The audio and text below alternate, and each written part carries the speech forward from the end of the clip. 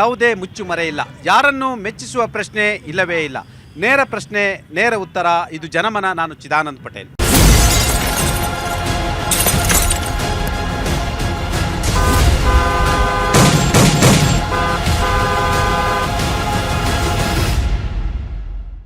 ಇನ್ನು ಕೇವಲ 15 ದಿವಸ ಇಸ್ರೇಲ್, ಅಮೆರಿಕ ಮತ್ತು ಇರಾನ್ ನಡುವೆ ಯುದ್ಧ ನಡೆದರೆ ಭಾರತಕ್ಕೆ ಅತಿ ದೊಡ್ಡ ಆರ್ಥಿಕ ಹೊಡೆತ ಆಗುತ್ತೆ. ಅದೆಷ್ಟೋ ಹೋಟೆಲ್ಗಳು ಬಂದಾಗ್ತವೆ. ಲಕ್ಷಾಂತರ ಜನರು ಕೆಲಸವನ್ನು ಕಳೆದುಕೊಡ್ತಾರೆ. ಲಕ್ಷಾಂತರ ಜನ ಬೀದಿಗೆ ಬೀಳುವಂಥ ಪರಿಸ್ಥಿತಿ ನಿರ್ಮಾಣ ಆಗಲಿದೆ. ಒಂದು ದೇಶ ಅತಿಯಾದ ಅವಲಂಬನೆಯನ್ನು ಮಾಡಿಕೊಂಡ್ರೆ ಎಂಥ ಸ್ಥಿತಿಗೆ ಬರುತ್ತೆ ಅಂತ ಹೇಳಿದ್ರೆ ಇದು ಅತಿ ದೊಡ್ಡ ಉದಾಹರಣೆ. ಭಾರತದಲ್ಲಿರ್ತಕ್ಕಂಥ ಸಂಪನ್ಮೂಲಗಳನ್ನು ಬಳಸ್ಕೊಂಡು ಆರ್ಥಿಕವಾಗಿ ನಾವು ಸುಭದ್ರ ಆಗಬೇಕಂತೇಳಿದ್ರೆ ನಮ್ಮ ಸಂಪನ್ಮೂಲವನ್ನು ನಾವು ಎಲ್ಲ ರೀತಿಯಲ್ಲಿ ಬಳಸ್ಕೊಂಡು ಬೇರೆ ದೇಶಗಳಿಗೆ ಡಿಪೆಂಡ್ ಆಗದೇ ಇದ್ದರೆ ನಾವು ಸರ್ವೇ ಆಗಲಿಕ್ಕೆ ಸಾಧ್ಯ.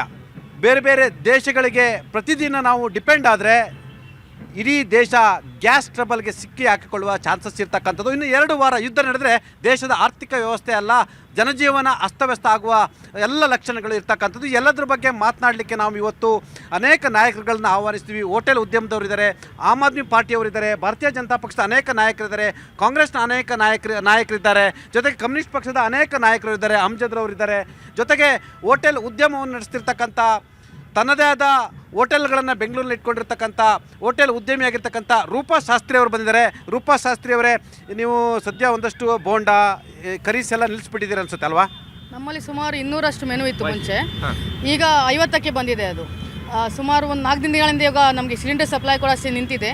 ಈಗ ಪ್ರೈವೇಟಲ್ಲಿ ನಾವು ಸುಮಾರು 5,000 ರಿಂದ 6,000 ರೂಪಾಯಿ ಕೊಟ್ಟು ಖರೀದಿ ಮಾಡ್ತಾ ಇದ್ದೀವಿ. ಅಂದರೆ ಪ್ರೈವೇಟಲ್ಲಿ ಸಿಗುತ್ತಂದರೆ ಕಾಳಸಂತೆ ಕೋರರು ಜಾಸ್ತಿ ಇದ್ದಾರೆ ಅಂತ ಅರ್ಥನಾ? ಕಾಳಸಂತೆ ಅಂತ ಹೇಳೋಕ್ಕಾಗಲ್ಲ, ಯಾಕಂದರೆ ನಾವು ಪ್ರೈವೇಟಲ್ಲಿ ನಾವು ಮುಂಚೆನೂ ಪ್ರೈವೇಟನ್ನು ಅವಲಂಬಿತವಾಗಿದ್ವಿ. ಈಗ ಮುಂಚೆ ನಮಗೆ 1,680 ರೂಪಾಯಿಗೆ ಒಂದು ಸಿಲಿಂಡರ್ ಕೊಡ್ತಾಯಿದ್ರು, ಅದು 21 kg. ಇವತ್ತು ಅದು 3,800 ರೂಪಾಯಿಗೆ ಬಂದಿದೆ. ಅಂದರೆ ಯಾರು ಇದಕ್ಕೆ ಕಾರಣ? ಏನು ಹೊಣೆ? ನೀವು ವಿದ್ಯಾವಂತರಿದ್ದೀರಾ, ಅನೇಕ ರಸಪಾಕ ಹೋಟೆಲ್ಗಳನ್ನು ಬೆಂಗಳೂರಿನಲ್ಲಿ 3-4 ಹೋಟೆಲ್ಗಳನ್ನು ನಡೆಸ್ತಾ ಇದ್ದೀರಾ. ಒಂದು ಕಡೆ ಕಾರ್ಮಿಕರ ಸಮಸ್ಯೆ ಇರ್ತಕ್ಕಂಥದ್ದು, ಬೆಲೆ ಗಗನಕ್ಕೇರಿರ್ತಕ್ಕಂಥದ್ದು, ಮತ್ತು ಹಬ್ಬದ ಸಂದರ್ಭದಲ್ಲಿ ಇಂಥ ಸ್ಥಿತಿ ನಿರ್ಮಾಣ ಆಗಲಿಕ್ಕೆ ಯಾರು ಹೊಣೆ? ಪ್ರಾಮಾಣಿಕವಾಗಿ ಹೇಳಿ. ಈಗ ಮಧ್ಯಪ್ರದೇಶದಲ್ಲಿ ನಮಗೇನಿವಾಗ ಇಸ್ರೇಲ್ ಮತ್ತು ಇರಾನ್ ನಡುವೆ ವಾರ ಆಗುತ್ತೆ ಅಂತ ಗೊತ್ತಾದಾಗಿಂದ ನೀವು ಯಾವ ರೀತಿಯ ಒಂದು ಮುನ್ನೆಚ್ಚರಿಕೆ ಕ್ರಮಗಳನ್ನು ಕೈಗೊಳ್ಳಬೇಕಾಯಿತು ಕೇಂದ್ರ ಸರ್ಕಾರ ತಗೊಂಡಿಲ್ಲ. ಮೊದಲನೇದಾಗಿ ಮುಂದಿನ ದಿನಗಳಲ್ಲಿ ಈ ಥರ ಒಂದು ಪ್ರಾಬ್ಲಮ್ ನಮ್ಗೆ ಆಗುತ್ತೆ.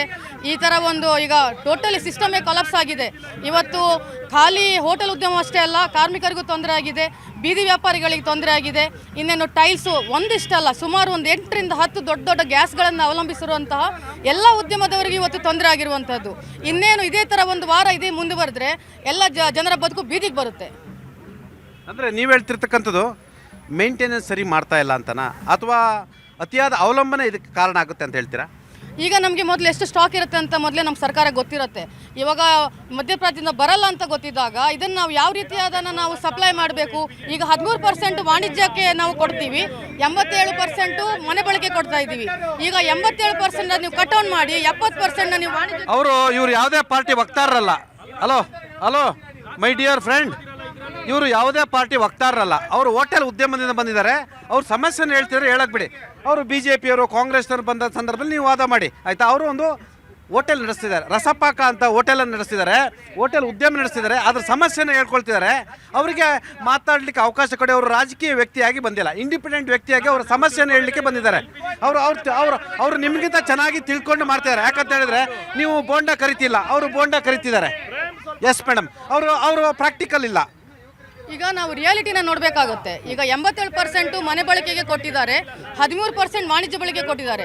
ನಾವೇನು ಹೇಳ್ತಿದ್ದೀವಿ ಅಂದರೆ 70% ನೀವು ಮನೆ ಬಳಕೆಗೆ ತಗೊಂಡು 30% ನಮಗೆ ವಾಣಿಜ್ಯ ಬಳಕೆ ಕೊಡಿ ಅಂತ ನಾವು ಕೇಳ್ತಾ ಇರೋದು. ಇದೀಗ ಇವು ಹೋಟ್ಲುಗಳು ಮುಚ್ಚಿದಾವೆ, ಕಾರ್ಮಿಕರ ಬದುಕು ಬೀದಿಗೆ ಬಂದಿದೆ. ಇದಕ್ಕೆಲ್ಲ ನಾವು ಯಾರನ್ನ ಕೇಳಬೇಕಾಗತ್ತೆ? ನಿನ್ನೆ ಇವಾಗ ಸರ್ಕಾರದವರು ಹೇಳ್ತಾ ಇದ್ದಾರೆ ನಿಮಗೆ ದಿನಕ್ಕೆ 1,000 ಸಿಲಿಂಡರ್ಗಳನ್ನು ರಾಜ್ಯದಲ್ಲಿ ನಾವು ಕೊಡ್ತೀವಿ ಅಂತ. ಇದನ್ನು ಹೇಗೆ ನೀವು ಅದನ್ನು ನಮಗೆ ಸಪ್ಲೈ ಮಾಡೋಕ್ಕಾಗತ್ತೆ, ಡಿಸ್ಟ್ರಿಬ್ಯೂಟ್ ಮಾಡೋಕ್ಕಾಗತ್ತೆ? ಹೀಗಾಗಿ ಎಲ್ಲ ಸಣ್ಣ ಪುಟ್ಟ ಹೋಟೆಲ್ಗಳು ಇದಾಗಿ 60% ಹೋಟೆಲ್ ಮುಚ್ಚಿದೆ. ಈಗ ಬೀದಿಗೆ ಬಂದಿರೋದು ಯಾರು ಅಂತಂದರೆ ಹೋಟೆಲ್ ಉದ್ಯಮ ಒಂದೇ ಅಲ್ಲ, ಇದನ್ನು ನಂಬಿಕೊಂಡಿರುವಂತಹ ಎಲ್ಲರೂ ಬೀದಿಗೆ ಬಂದಿರುವಂಥದ್ದು. ಇವತ್ತು ತಾವು ದಯವಿಟ್ಟು ಈ ಸರ್ಕಾರ ಇದನ್ನು ಗಮನಕ್ಕೆ ತಗೊಂಡು ಆದಷ್ಟು ಬೇಗ ಇದಕ್ಕೊಂದು ಪರಿಹಾರವನ್ನು ಕೊಡಬೇಕು. ಮತ್ತು ದಿನಕ್ಕೆ 1,000 ಸಿಲಿಂಡರ್ ಯಾವುದೇ ರೀತಿಯಲ್ಲೂ ಸಾಧ್ಯ ಇಲ್ಲ. ನಮಗೆ ದಿನಕ್ಕೆ 40-45 ಸಾವಿರ ಹೋಟೆಲ್ಗಳು ಬೆಂಗಳೂರಲ್ಲಿ ಇದೆ. ದಿನಕ್ಕೆ ಒಂದು ಸಿಲಿಂಡರ್ ಅಂತ ತಗೊಂಡು 45,000 ಸಿಲಿಂಡರ್ಗಳಾಗುತ್ತೆ. ಹಾಗಾಗಿ ದಯವಿಟ್ಟು ನೀವು ಇದನ್ನು ಗಮನಕ್ಕೆ ತಗೊಬೇಕು. ಆಲ್ರೆಡಿ ಇವಾಗ 60-70% ಜನ ಬೆಂಗಳೂರಿನವರು ಈ ಹೋಟ್ಲ್ ಊಟವನ್ನೇ ನಂಬಿಕೊಂಡಿರುವಂಥದ್ದು. ಹಾಗಾಗಿ ಇದನ್ನು ಸ್ಟೂಡೆಂಟ್ಸ್ಗಳಿಗಾಗಲಿ ಮತ್ತು ಈ ಆರೋಗ್ಯ ಸಿಬ್ಬಂದಿಗಳು ಎಲ್ಲರೂ ಇದನ್ನು ನಂಬ್ಕೊಂಡಿರ್ತಾರೆ. ದಯವಿಟ್ಟು ನೀವು ಇದನ್ನು ಗಮನಕ್ಕೆ ತಗೊಂಡು ನಮಗೆ ಇನ್ನೂ ಇವಾಗ ಅಲೋಕೇಶನ್ನ ಮಾಡಿದ್ದೀರಾ ಕೇಂದ್ರದಿಂದ, ಇಷ್ಟೇ ನಮಗೆ ಸಿಲಿಂಡರ್ಗಳು ಬರಬೇಕು ಅಂತಿದೆ ಅಂತ.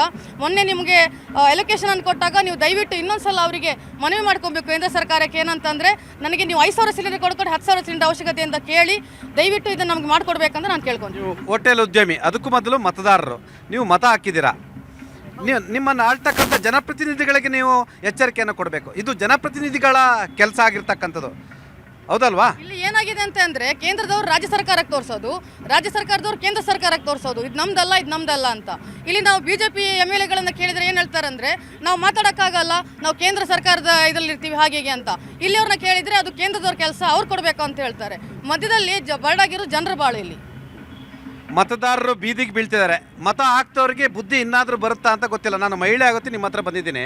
ಪಾಪ ಅವ್ರು ಹೇಳ್ತಾರೆ, ಅವರ ವಾದವನ್ನು ಅವ್ರು ಮಂಡಿಸ್ತಾರೆ, ಆಯಿತಾ? ನೀವು ಪಾಪ ಊಟ ಮಾಡಿಲ್ಲ ಅನ್ಸುತ್ತೆ ಅಲ್ವಾ, ಗ್ಯಾಸ್ ಇಲ್ದಲೆ? ಸರ್ ಯಾಕೆ ಹೇಳ್ತೀರಾ ಸರ್ ನಮ್ಮ ಕಷ್ಟ? ಒಲೆನಲ್ಲಿ ಏನು ಹೆಣ್ಣು ಮಕ್ಕಳಿಗೆ ಹೊಗೆ ರಹಿತ ಜೀವನ ಕೊಡ್ತೀನಿ ಅಂತ ಹೇಳಿ ಒಲೆನಲ್ಲಿ ಟೀ ಮಾಡ್ಕೊಂಡು ಕುಡಿಯೋ ಅಂತ ಪರಿಸ್ಥಿತಿ ತಂದಿಟ್ಬಿಟ್ರು ನಮಗೆ. ಅವ್ರಿಗಂತೂ ಹೆಂಡತಿ ಮಕ್ಕಳು ಇಲ್ಲ. ನನ್ನ ಮಕ್ಕಳು ಗತಿ ಏನು ಸರ್? ನನಗೇನಾದರೂ ಕಾಯಿಲೆ ಬಂದ್ರೆ ನನ್ನ ಫ್ಯಾಮ್ಲಿನ ಯಾರು ನೋಡ್ಕೋತಾರೆ? ಬೆಲೆ ಜಾಸ್ತಿ, 15 ದಿನ ಯುದ್ಧ ಹಾಕಿದ್ದಕ್ಕೆ ಈ ಥರ ಅಂದರೆ ಇನ್ನು ಮುಂದೆ ಆದರೆ ನಾವೇನು ಮಾಡಬೇಕು ಸರ್ ಜನಸಾಮಾನ್ಯರು? ಒಂದು ಮಣ ಸೌದೆ 800,000 ಆಗಿದೆ. ನಾವೇನು ಇಟ್ಕೊಂಡು ಕೂತಿರ್ತೀವ ಹೋಗಿ ತೊಗೊಂಬಂದು ಅಡುಗೆ ಮಾಡೋದಕ್ಕೆ? ಹೊಗೆಯಿಂದ ನಾವು ಸಾಯ್ತೀವಲ್ಲ. ನಮಗೆ ಕ್ಯಾನ್ಸರ್ ಅಂತ ಹಳ್ಳಿಗಳಲ್ಲೆಲ್ಲ ಕ್ಯಾನ್ಸರ್ ಕಾಯಿಲೆಗಳು ಬರ್ತಾ ಇದೆ. ನಮಗೆಲ್ಲ ಬಂದರೆ ಯಾರು ನೋಡ್ತಾರೆ? ಸುಳ್ಳಲ್ಲ. ಈ ದೇಶಕ್ಕೆ ದಿನಕ್ಕೆ ಸುಮಾರು 80,000 ಮೆಟ್ರಿಕ್ ಟನ್ ಅಷ್ಟು ಗ್ಯಾಸ್ ಬೇಕಾಗಿರ್ತಕ್ಕಂಥದ್ದು. ಸದ್ಯ ಈಗ 2 ಹಡಗುಗಳಲ್ಲಿ 90,000 ಮೆಟ್ರಿಕ್ ಟನ್ ಬರ್ತಿರ್ತಕ್ಕಂಥ, ಅದು ಕೇವಲ 2 ದಿನಕ್ಕೆ ಮಾತ್ರ ಪೂರೈಕೆ ಆಗಲಿಕ್ಕೆ ಸಾಧ್ಯ. ಈಗಾಗಲೇ ಕೇಂದ್ರ ಸರ್ಕಾರ ಹೇಳಿರ್ತಕ್ಕಂಥದ್ದು ಯುದ್ಧದ ಕಾರಣದಿಂದಾಗಿ ಗ್ಯಾಸ್ ಸಪ್ಲೈ ಆಗ್ತಾ ಇಲ್ಲ ಅನ್ನೋ ಒಂದು ಮಾತನ್ನು ಹೇಳಿರ್ತಕ್ಕಂಥ. ಹಾಗಾಗಿ ಮಿತವಾಗಿ ಬಳಸಿ ಅಂತೇಳಿ ಈಗಾಗಲೇ ಸೂಚನೆ ಕೊಟ್ಟಿರ್ತಕ್ಕಂಥದ್ದು. ಕರ್ನಾಟಕದಲ್ಲಿ ಸುಮಾರು 40,000 ಹೋಟೆಲ್ಗಳು ಇರ್ತಕ್ಕಂಥದ್ದು ಮತ್ತು ಪೀಣ್ಯ ಕೈಗಾರಿಕಾ ಉದ್ಯಮ ಇರ್ತಕ್ಕಂಥದ್ದು. 14,000 PGಗಳು ಇರ್ತಕ್ಕಂಥದ್ದು. ಇದೆಲ್ಲದರ ನಡುವೆ ಕೂಡ ಮೆಡಿಕಲ್ ಎಮರ್ಜೆನ್ಸಿ ಗ್ಯಾಸನ್ನು ಕೊಡಬೇಕು. ಆದರೆ ಕರ್ನಾಟಕಕ್ಕೆ ಪೂರೈಕೆ ಆಗ್ತಿರ್ತಕ್ಕಂಥದ್ದು 20% ಆಗ್ತಿರ್ತಕ್ಕಂಥದ್ದು. ಅನೇಕ ಕಾರ್ಮಿಕರು ಬೀದಿಗೆ ಬರುವಂಥ ಸ್ಥಿತಿ ನಿರ್ಮಾಣ ಆಗಿರ್ತಕ್ಕಂಥದ್ದು. ಆ ಮುಖಾಂತರ ಇದಕ್ಕೆ ಯಾರು ಹೊಣೆ ಅಂತೇಳಿ ಚರ್ಚೆ ಆಗ್ತಿರ್ತಕ್ಕಂಥದ್ದು. ಒಟ್ಟಾರೆ ಮೇಡಮ್, ಯಾರು ಹೊಣೆ? ಈಗ ನೀವು ಮಿಸ್ಮ್ಯಾನೇಜ್ಮೆಂಟ್ ಮಾಡ್ತಾ ಇದ್ದೀರಾ ಸರ್. ಹೊಣೆ ಯಾರು ಅನ್ನೋದು ಇಟ್ಸ್ ವೆರಿ ಬೇಸಿಕ್. ನೋಡಿ, ಗ್ಯಾಸ್ ಎಲ್ಲಿಂದ ಬರುತ್ತೆ ಸರ್? ಕೇಂದ್ರ ಸರ್ಕಾರದಿಂದ ಬರುತ್ತೆ. ನಮ್ಮ ಹತ್ರ 3 ಕಂಪನಿಗಳಿರುತ್ತೆ, IOC, BPL ಮತ್ತು HP ಕಂಪನಿಗಳು. ಈ 3 ಕಂಪನಿಗಳು, ಅದನ್ನು ಬಿಟ್ಟು ಪ್ರೈವೇಟಿಂದ ಏನು 3 ಕಂಪನಿಗಳಿದೆ, 6 ಕಂಪನಿಗಳಿಂದ ಗ್ಯಾಸ್ ಉತ್ಪಾದನೆ ಏನಾಗುತ್ತೆ ಅದು ಕೇಂದ್ರ ಸರ್ಕಾರ ನಮಗೆ ಪ್ರತಿದಿನ ಇಲ್ಲಿಗೆ ಕಳಿಸ್ಕೊಡುತ್ತೆ. ಅದನ್ನು ನಾವು ಪೂರೈಕೆ ಮಾಡ್ತೀವಿ ಅಷ್ಟೇ. ಕರ್ನಾಟಕದಲ್ಲಿ ಎಲ್ಲಾದರೂ ಗ್ಯಾಸ್ ಪ್ರೊಡಕ್ಷನ್ ಇದೆಯಾ ಸರ್? ಕರ್ನಾಟಕ ಗೌರ್ಮೆಂಟ್ ಹ್ಯಾಂಡಲ್ ಇದೆಯಾ? ನಮ್ಮ ಕರ್ನಾಟಕ ಗೌರ್ಮೆಂಟ್ ಯಾವ್ದಾದ್ರು BPCL, IOC, HPನ ಹ್ಯಾಂಡಲ್ ಮಾಡ್ತಿದ್ಯಾ? It's very basic thing. ಅದೇನಕ್ಕೆ ಈ BJP ಅವ್ರು ತಲೆ ಕೆಟ್ಟಿರೋ ಥರ ಮಾತಾಡ್ತಾರ ನಮಗಂತೂ ಗೊತ್ತಿಲ್ಲ. ನೋಡಿ, 16 ಹಡಗುಗಳು ಇವತ್ತು ಸ್ಟ್ರೈಟ್ ಆಫ್ ಅರ್ಮಾಜಲ್ಲಿ ಕ್ಯೂ ಅಲ್ಲಿ ನಿಂತಿದೆ.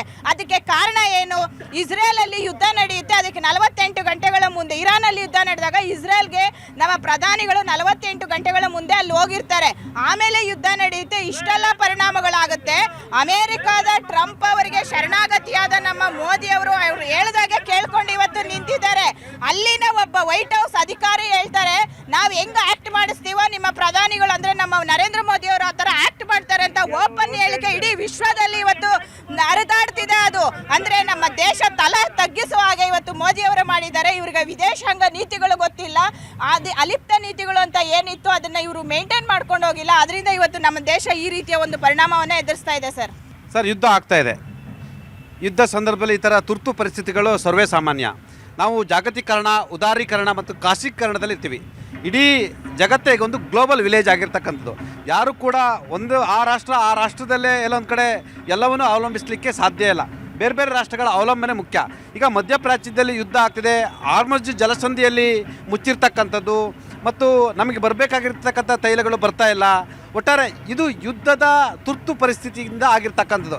ಇದನ್ನು ನಾವು ಅರ್ಥ ಮಾಡ್ಕೊಳ್ಬೇಕು. ಇದನ್ನು ನೀವು ರಾಜಕೀಯವಾಗಿ ನೋಡ್ತೀರಾ ಅಥವಾ ಆರ್ಥಿಕವಾಗಿ ನೋಡ್ತೀರಾ ಅಥವಾ ಒಂದು ದೇಶವಾಗಿ ಸರಿಯಾದ ವಿದೇಶಾಂಗ ನೀತಿ ಇಲ್ಲದಾಗಿ ನೋಡ್ತೀರಾ ನೀವು? ಕಮ್ಯುನಿಸ್ಟರು ಯಾವ ರೀತಿ ನೋಡ್ತೀರಾ? ಯಾಕಂದರೆ ಕಮ್ಯುನಿಸ್ಟ್ ಅಂದ ತಕ್ಷಣ ಅವ್ರು ಹೇಳ್ತಾರೆ ಚೈನಾ ಅಂತ ಹೇಳ್ತಾರೆ. ಈಗ ಚೈನಾನು ವಿರೋಧ ಮಾಡೋಂಗಿಲ್ಲ ಆಯಿತಾ, ಚೈನಾ ಕೂಡ ನಮಗೆ ಗೆಳೆಯರಾಗಿರ್ತಕ್ಕಂಥದ್ದು. ಹೇಳಿ ಅಮ್ಜದ್ ಅವರೇ. ನೋಡಿ,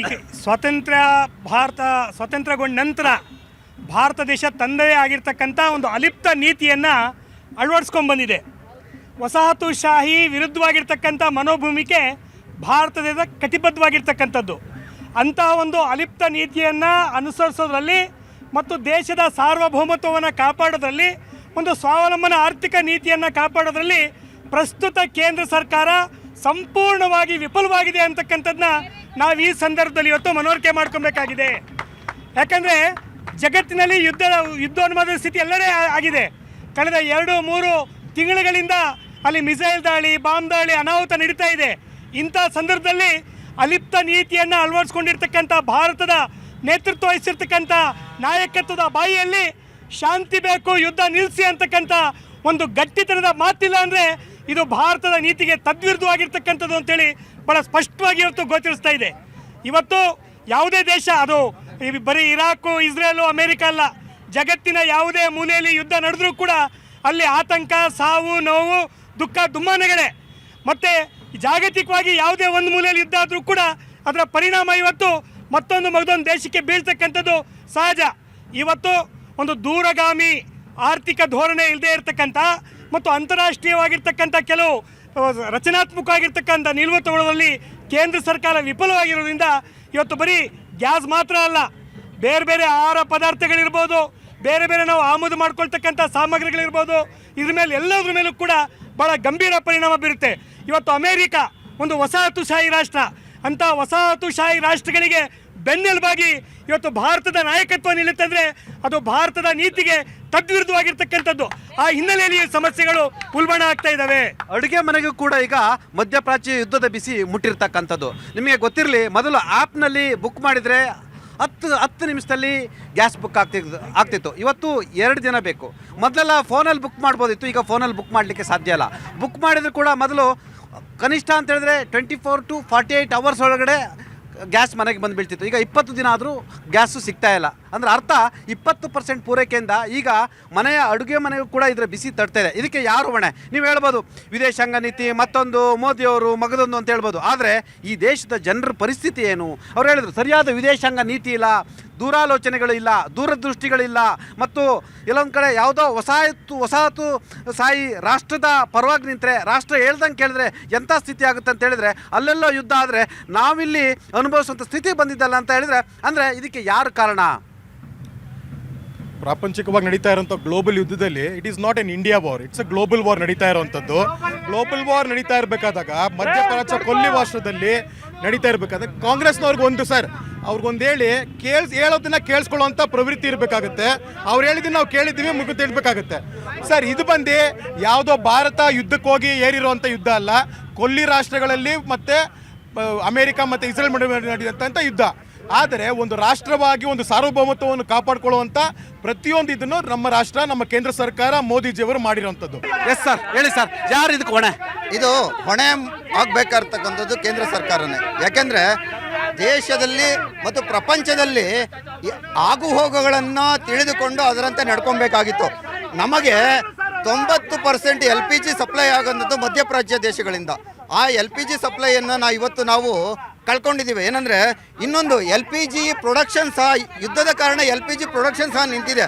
ಇದು ಹೀಗೆ ಮುಂದುವರೆದ್ರೆ ಮುಂದೆ ಈ ವಾರ ನಾವು ಹೇಳ್ತಾ ಇದ್ದೀವಿ ಇಂಡಸ್ಟ್ರಿಯಲ್ ಗ್ಯಾಸ್ ಕೊಡಲ್ಲ ಮತ್ತು ಕಮರ್ಷಿಯಲ್ ಗ್ಯಾಸ್ ಸಪ್ಲೈ ಇಲ್ಲ ಅಂತ, ಕೇವಲ ಮನೆಗೆ ಡೊಮೆಸ್ಟಿಕ್ ಗ್ಯಾಸ್ ಕೊಡ್ತೀವಿ ಅಂತ ಮಾತ್ರ ಹೇಳ್ತಾ ಇದ್ದೀವಿ. ಈ ಯುದ್ಧದ ವಾತಾವರಣ ಹೀಗೆ ಮುಂದುವರೆದ್ರೆ ಮುಂದಿನ ವಾರದಿಂದ ಅಥವಾ ಇನ್ನೊಂದು 15 ದಿನದಲ್ಲಿ ಕೈಗಾರಿಕೆಗಳು ಶಟ್ಡೌನ್ ಆಗುತ್ತೆ, ನಂತರ ವಾಣಿಜ್ಯೋದ್ಯಮಗಳು ಶಟ್ಡೌನ್ ಆಗುತ್ತೆ, ಮತ್ತು ಹೋಟೆಲ್ ಉದ್ಯಮ ಶಟ್ಡೌನ್ ಆಗುತ್ತೆ. ಯಾಕೆಂದರೆ ಇವತ್ತು ಹೋಟೆಲ್ ಉದ್ಯಮ ಬೆಂಗಳೂರಿನೊಂದರಲ್ಲೇ ಸುಮಾರು 40,000ಕ್ಕೂ ಹೆಚ್ಚು ಹೋಟೆಲ್ಗಳಿದ್ದಾವೆ. ಆ ಉದ್ಯಮಗಳು ಬಂದಾಗೋದ್ರಿಂದ ಎಷ್ಟು ಜನರು ಅವರ ಉದ್ಯೋಗಗಳನ್ನು ಕಳ್ಕೊತಾರೆ. ಹೀಗೆ ನಾವು ನೋಡಿದ್ವಿ. ಈಗ ಏನು